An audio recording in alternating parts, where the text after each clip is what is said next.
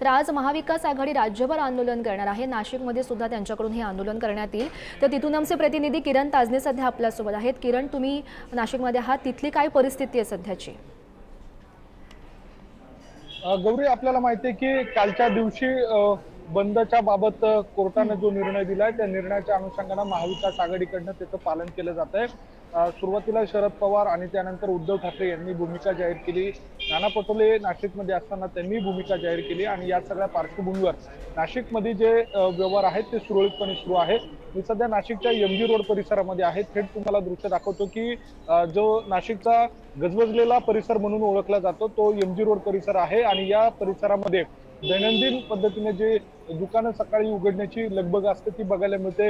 ड्युटीवर जाणारी जी लोक आहेत ती या ठिकाणी ये जा करताना दिसून येत आहे। एकूणच दिनचर्या जी आहे ती सुरळीतपणे या ठिकाणी सुरू असल्याचं बघायला मिळतंय। मात्र दुसऱ्या बाजूला विविध पक्षांच्या माध्यमातून ठिकठिकाणी निदर्शनं केली जाणार आहे।